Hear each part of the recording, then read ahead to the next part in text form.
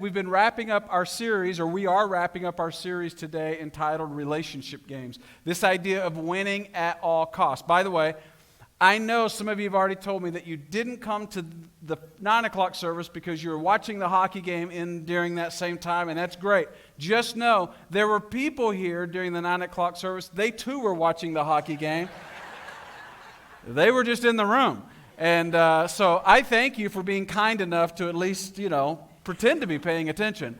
But we all love competition, don't we? We all love this idea of winning, especially when we get the gold medal, right? When we get all the way to the top, when we achieve that feels like what we all want. We enjoy competition, and what we've been discovering in this series is there is one area where competition is never good. In fact, it's always harmful, and it's in the area of our relationships. In fact, here's the principle that we're discovering together. In your relationships, when someone loses, the other way around. I was thinking of Canada. Sorry about that. I know, too soon. Sorry. When somebody wins, then everybody loses, right? In other words, there's an idea of when we have a relationship right here, and we want to make the clever point, we want to win the argument, we want to be the one who wins the debate, and maybe we do, but in winning, we lose the relationship. We strain them. And you know this because that's what we do. Sometimes we make the argument, we win, we make the point, and then all of a sudden we find ourselves apologizing, we find ourselves regretting, we find ourselves trying to do damage control because the relationship has suffered. We've all been there. And so we've talked about some of the games that we tend to play in relationships. And some of the games that we shouldn't be playing in relationships. Here are two of them we looked at the last 2 weeks, and that is the blame game and the change game. Remember these? We talked about the blame game, and that is when we focus on fault over future. We focus on assigning blame. I need to know who's wrong versus assuming responsibility so that I can move forward. And then the change game we looked at last week is the idea of when I'm critical, will I be hurtful or am I trying to be helpful? Will I begin with the magnifying glass or with the mirror on me? The blame game and the change game. And today we're going to look at a new game that we all are tempted to play. And even if you don't follow Jesus and you're here today, this is a game we all tend to play. And it's a game that is toxic. And it is the comparison game. Now, when I was a kid, I began to play this game. As a little boy, I had the game console, the Atari 2600. Anybody else Atari fans? That was part of your growing up? Yeah, you're old like me. I had Ryan in the first service, our worship leader, he said, yeah, I know of the Atari because I read about it in history books. Well, that's inappropriate. But I had the Atari 2600, and I remember when the 5200 came out, the next year my friend had one, and all of a sudden mine seemed horrible, right? In comparison to that, because the character quality almost looked like people in his. Mine were just like these little blobs that were not even close. Atari, like this was when I began to compare. And then I began to realize that certain kids could do certain things that I couldn't. And then it really blew up in my life when I was in middle school. Maybe you remember this. At our middle school, you would actually pull up in front of the front doors of the school, and there was a gathering there where the students stood. And I found out for the first time that my family's Ford Econoline van with a sliding door was not cool, right? And I saw other parents pull up, and they had cars, and they were better. And I found out for the first time, I quietly began to feel like their increased status equaled my lower status, that their success felt like my failure. And there was this comparison thing. And it went on through high school, but here's the really good news. When I became an adult, I never struggled with comparison ever again. You relate to that? No, we all still, it continues, right? Like as a parent, I wrestle with how I parent compared to the way other people parent. My marriage compared to other people's marriage. Maybe your relationship status compared to somebody else's. Maybe your house compared to someone else's. Your job compared to someone else's. And we live in a unique time where we have increased awareness unlike anyone in history. Because of social media, we now know what everyone's doing and how everyone lives, or at least how they're saying that they live. And so there's an increased awareness which increases the opportunity for comparison. So here's our opening question. Why is it that someone else's win feels like your loss. We're constantly comparing. I read this week that research says that most of us in our daily thought life spend 10 to 12% of our thoughts comparing. So this is something we do a lot. And I can't help but imagine with social media and our increased participation in that, it has only increased how much we think about comparing. I think about your salary or your career or your kids or your vacations, and we're comparing. And now whenever you look on social media, I'm not even comparing myself to you. I'm comparing to you on a filter, right? I'm comparing you to your best moment or whatever, maybe AI, and enhancement. And so over and over again, we continue to compare. And most of us will often compare in two directions, primarily one, but we do have two directions in which we compare. First, there's upward comparison, there's downward comparison. Most of us focus on upward comparison. We'll cover both, though. Here's upward comparison. It's when we compare ourselves to someone that we think is better off than us. And then there's downward comparison, which is obviously comparing ourselves to someone that we think that we are better off than. Now, we're going to spend a little more time on upward comparison. I'm just going to touch on downward comparison because most of us struggle with upward. Most of us only go to downward after we're discouraged with upward, and we just want to feel better about ourselves. And so, I go and compare myself to someone else. So here's downward comparison. This is when I think, it's very subtle, I think I'm better because I have more. In other words, I have an Atari 2600, but you only have Pong. Well, then I'm better, right? It's very tempting to think that. If I have more, it's very subtle. I might not even want to think this way, but it's tempting to think that therefore I have more value. But most of us struggle with the upward comparison. And that is people who appear to be better off. And when people appear to be better off, we are tempted to think they then are better. And when we think someone is better, envy has a way of entering our soul, entering our life. And here's what envy does. Envy doesn't say, I see what you have. Envy says, I want what you have. And it's this really vicious cycle. We all know it. We all have lived it. Maybe you've even lived it this morning. Where you begin to see what someone has and you begin to want what they have, and you didn't even want to go down that road. You just found yourself wanting it. And so here's the question. What does that cost? Does it matter? Is it that big of a deal to compare ourselves? There's no way of decreasing awareness. Awareness is only going to increase. And so how do we navigate the world we find ourselves in when comparison is so tempting? I think we need to first go, well, how much is it really costing us? Is it difficult? Is it impactful in a real and meaningful way? And to help answer that question, Solomon, who lived 3,000 years ago, one of the wisest men, he actually addresses this issue, and he says that comparison will wreak havoc on you and me, and that we ought to be super aware and careful when it comes to how we look at other people and whether or not we allow comparison to enter our lives. I want you to see this verse in Proverbs chapter 14, verse 30. Solomon says, a heart at peace, which is what we all want, it gives life to the body. But, and say this with me, envy rots the bones. This is a destroying from the inside. This is a rotting from the inside. And we all know that feeling of what it feels like when I'm envious of someone else. Solomon says it is a big deal. Here's how it normally works. I start thinking, you don't actually deserve to have what you have. I might be critical of me, like, why don't I do more to have what they have? And then I begin to be critical of you, and I begin to think, well, I bet you're up to your eyeballs in debt. That's why you have that house. You might see somebody on the parking lot and you go, I bet they don't tithe. That's probably why they have the car that they have. And it's easy to be critical, right? And then it leads to this.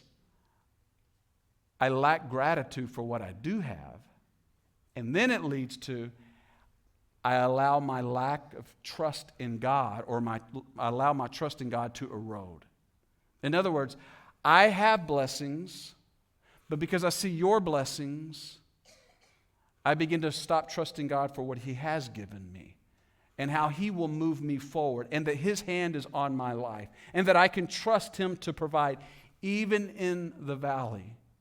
and when I see someone else's blessings, and I begin to envy them, it reveals that my trust in Him is beginning to erode. In fact, I would go as far to say this: envy and trust in God are incompatible with each other. They're diametrically opposed. Now, see, comparison is so subtle, isn't it? But it's so toxic. And Solomon says, in the end, comparison kills. It kills my hope, it kills my peace, contentment, and it rots me from the inside out. So it's very costly. This isn't something that's inconvenient. This is something that destroys. And our awareness is increasing, and yet comparison kills and destroys us from within. So we ought to pay attention to this and ask this question: then how can I stop playing the comparison game? How can I stop and lay down the comparison game? And here's the good news. Solomon wrote another book, the book of Ecclesiastes, and he actually addresses this idea of envy. And like all books of the Bible, they sort of have a lens through which they ought to be read, whether it's the context because of the genre or the context because of the theme. And in this case, when you go to read the book of Ecclesiastes, this great book, the real healthy filter to begin to attack the book is that he's claiming that life is futile without an eternal perspective.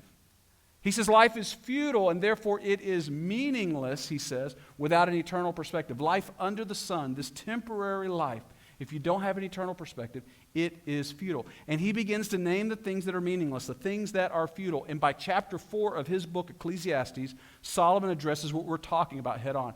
In Ecclesiastes chapter 4, beginning in verse 4, he says, "And I saw," this is the wisdom God has given him, "that all toil," this is the meaningless circular work and struggle, "and all achievement, it spring from one person's envy of another." It's envy that is the motivating factor for much of the struggle that we experience in this life. Isn't that an interesting insight?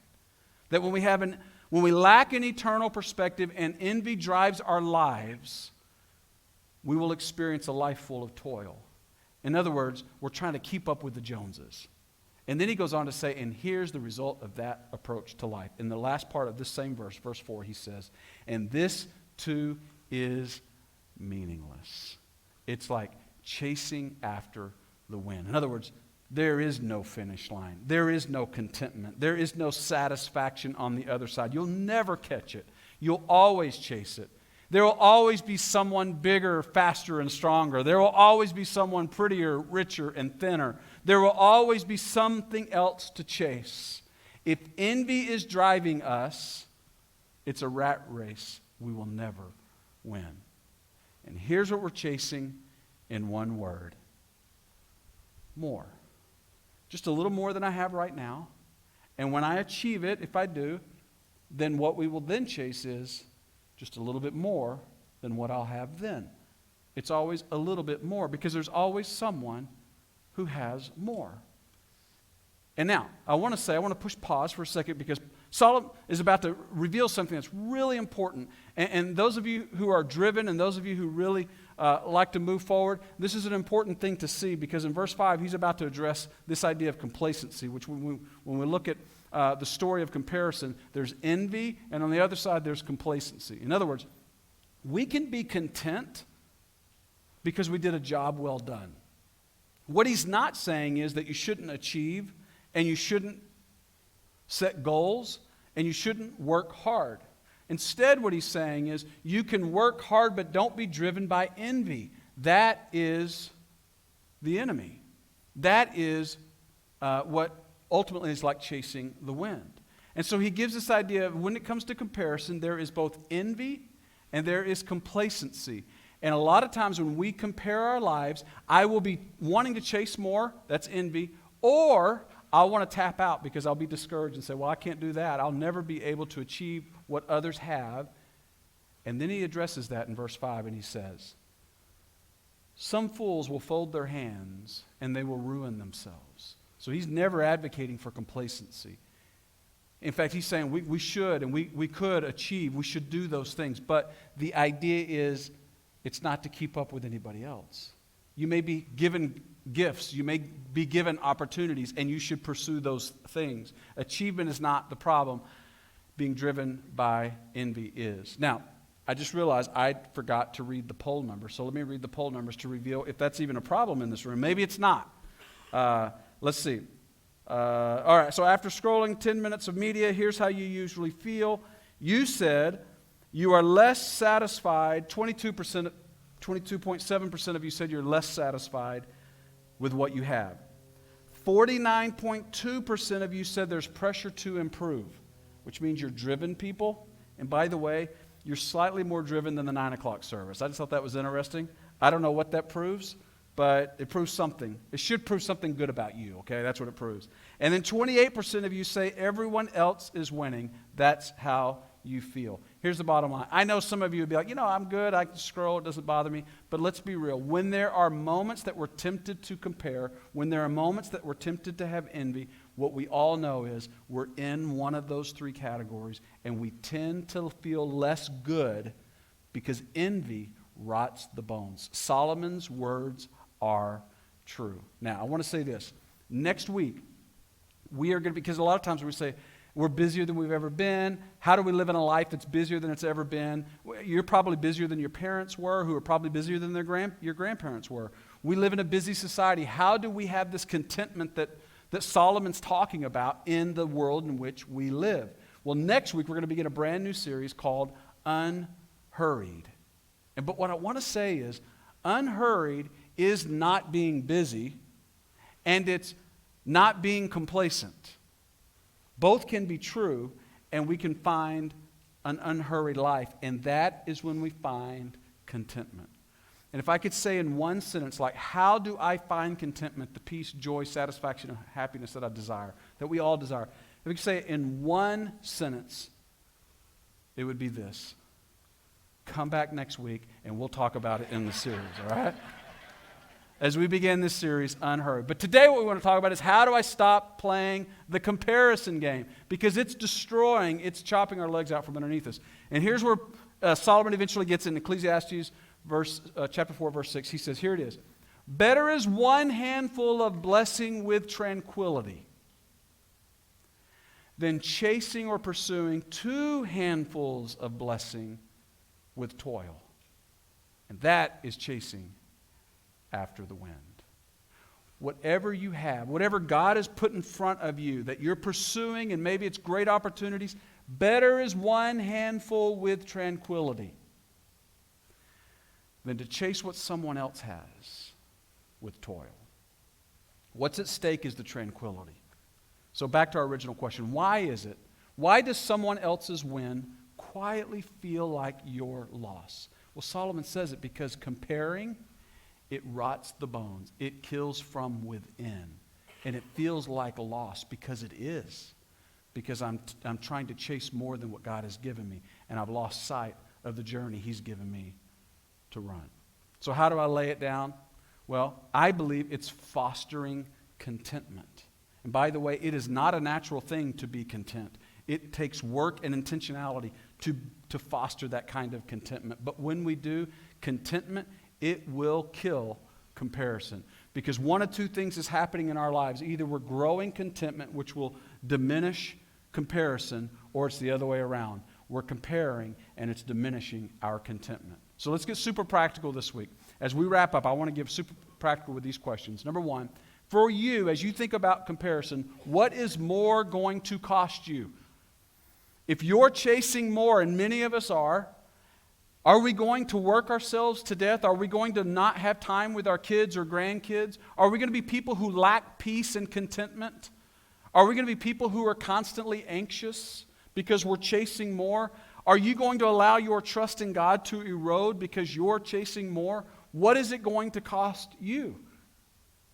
And then the next question is, who are you trying to keep up with when you pursue more?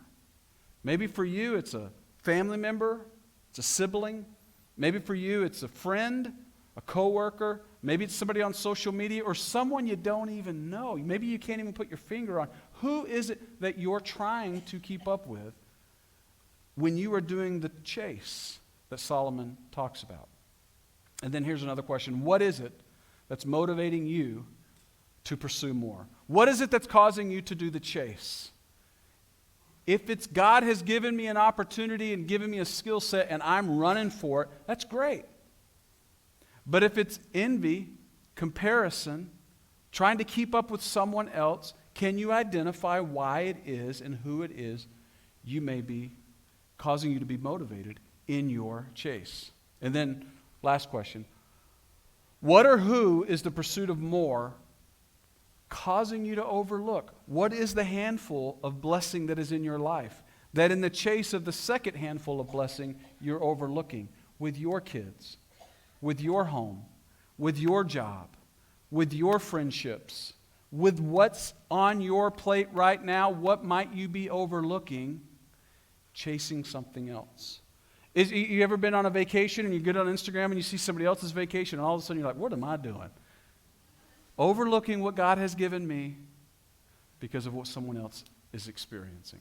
Now, we're going to talk, I want you to come back next week as we talk about how to foster contentment in our life, which is the peaceful, joyful, happy life that God has called us to live. But let me give you in the meantime 3 practices to begin to foster contentment. Number 1, it is simply run your race. It is hard when you look to the side or look to the back as a runner to be the most effective you can be if you're comparing yourself to somebody else. God has given you purpose, and God has given you this season and this opportunity. What if you are exactly where God wants you to be? Run your race. Don't miss what He has for you. Number 2, fix your eyes on Jesus, your focus on Jesus. After all, if you follow Jesus, we aren't to keep up with anyone else. He is our rabbi, our Savior, our King. He is our Lord. He is the one that we follow, keeping our eyes fixed on Him. And then number 3, choose gratitude. This is where contentment is on the other side of this. And if you're like me, I have to be intentional about this. This might not be natural for some of us. Every day, what are the things I'm grateful for? This morning, at the night, where did I see God's hand? Will I choose gratitude? We don't have a natural gravitational pull toward it. We have to be intentional. So would you run your race, fix your eyes on Jesus, and choose gratitude, and begin the practices of a contented person? Well, we begin this series talking about a different kind of game. If you remember, we began this series talking about the honor game. The honor game is a game that you don't see played as often between people in relationships. We see the blame game, we see the change game, we see the comparison game, but it's the honor game that Paul introduced us to when he said we're to honor one another, we're to love one another, and we ought to go first in honoring one another. And so today I want to end the message and end the series a little differently. I want to honor someone as we wrap up this relationship series. For me, it was back in 1994 when I stepped out onto a stage. I was in the Air Force, and I was at Goodfellow Air Force Base, and I had a trumpet in my hand, and I was about to play my rendition of America the Beautiful. And off to the side at the piano was a man named Phil Weber, who was our brand new associate pastor at our church, and he had just become sort of a friend, and he was very kind, very wise, and very encouraging. And afterwards, he came up to me and he said, "Hey, you did a great job. Why don't you play with me at church sometime?" And in that moment, in the years that follow, we hit it off, and this man became a believer in me, and we developed a very close friendship. He eventually became the senior pastor of that church, and I was his first hire, and I served alongside him for 12 years. And over, one thing was true. He was my biggest fan. I began as the student pastor, a lot of questions, and I would walk out of his office believing he had so much confidence in me. And then as a worship pastor, he would say things like, if you can't lead worship after Mark leads, if you can't preach after Mark leads worship, then you can't preach. And the truth was, it was him just believing in me. I'll give you a picture because I'm going to show you a picture. Now remember, I started this ministry in 97, so please be gracious. But this is a picture of me leading worship back in 1997 with the choir. We had the praise team. Band was off to the side, out of sight, out of mind, like I told Scott the way band ought to be. And I'll show you a picture of them here in just a second. So this is me leading worship. Come on now. We've got the suit and tie. We need to... Come on, Alan. We're bringing them back. Let's go. Don't be clapping and encourage. Alan's already on me. All right, and look over here to the right. That's Isaac Denson, our operations pastor. He's on the praise team. And we're going for it. We're doing it. And over, Phil Weber would say, I believe in you. I believe in you. I began to do a teaching ministry, and then over, he would say things like, hey, on Sunday mornings, I think you ought to be the one teaching, and I ought to be teaching on Sunday nights. And it wasn't true. He was just demonstrating belief in me. No one outside of my wife believed more in me than this man. And his confidence built a foundation that my ministry was launched on, and I have continued through the years to build on that ministry. And it was this past Tuesday, after a long illness, that he passed away at the age of 62. And I get to stand on this man's investment in me. And we began this series by asking this question. Have you ever won an argument only to discover that you lost? And most of us would say yes. Unfortunately, he and I had an argument. And at the end of that 12 years, we had a philosophical difference in ministry. And we each, in our own way, chose the side of the argument over our relationship. And it was deeply painful. And no one won, but many people lost. And after several years, we became estranged.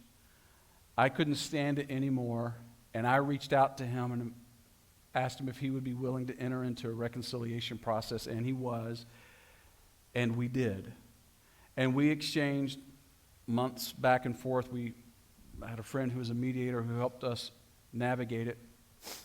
And toward the end of that process, he wrote a letter that I just want to read to you today. He said, I remember when we first met in 1994 when my family first moved to San Angelo. You were in the Air Force at the time, and from the first time I was impressed with you. When things began taking shape for me to assume the full leadership of the church, I began to analyze who I thought would make a great teammate, and you were my first and really only choice. You agreed to come, and we worked together for at least a year before the full leadership took place. And as time went on, I came to genuinely love and respect you.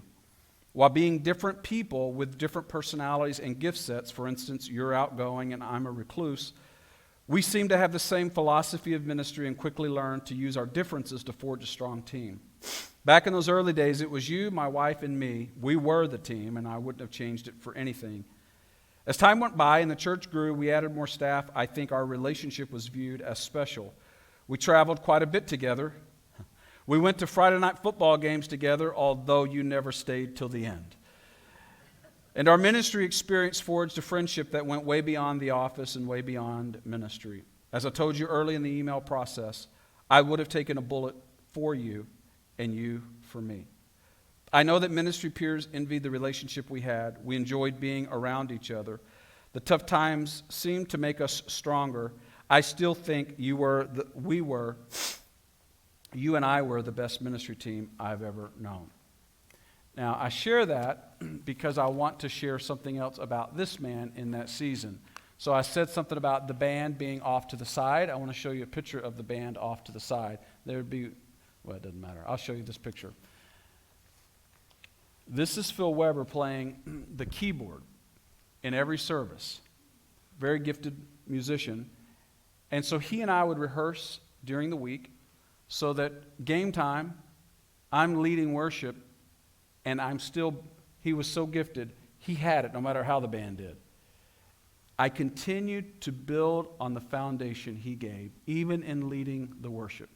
He was the one that provided that foundation. He was so generous. He chose our relationship over his spotlight. He was constantly building and pouring. He had more authority than me. He had more talent than me, but he was the loudest, humbly cheering me and others on. He was imperfect like I am, but in that way, he demonstrated servant leadership. And we began with this verse that Paul referring to Jesus, he said, Jesus, who being in the very nature God, did not consider equality with God something to be used to his own advantage, but instead, he, Jesus, made himself nothing. Think about this. Jesus treated other people as if they were more important than him. the only one without sin, died for sinners. If we follow Jesus, we have no excuses to not be willing to be servants in every relationship with imperfect people, just as Jesus was with us. He went on to say, he made himself nothing by taking on the very nature of a servant. Jesus valued relationships more than winning and more than being right. Jesus wanted to make us right with God. That relationship meant so much to him that he gave everything for it. He didn't want to win. He didn't want to be the one to make the point. He wanted to make us right in relationship with a perfect Father.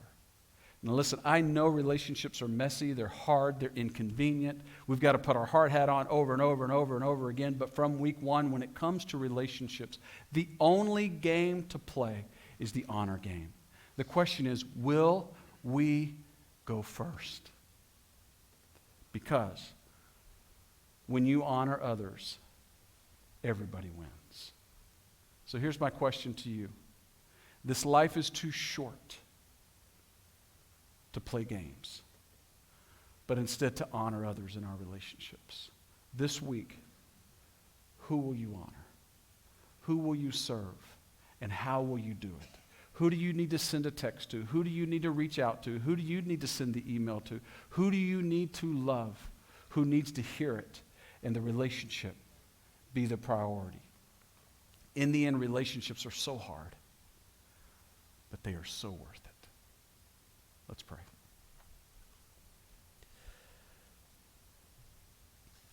Father, I thank you for your love. That though we were separated from you, you couldn't stand it. And you sent your son Jesus to make us righteous. Though we are unworthy, we are restored in that relationship. Not because of anything we've done or earned, but because a perfect Savior, your Son, paid the price for our sin at Calvary. So God, help us as your followers to be people who run our race. People who keep our eyes fixed on Jesus, who choose gratitude. Help us, Father, to lay down the comparison game and stop once and for all. Instead, to experience the freedom of knowing we are a child of the King. May that grow the gratitude. May that grow the contentment, the joy, and the peace that we all desire. I pray in Jesus' name.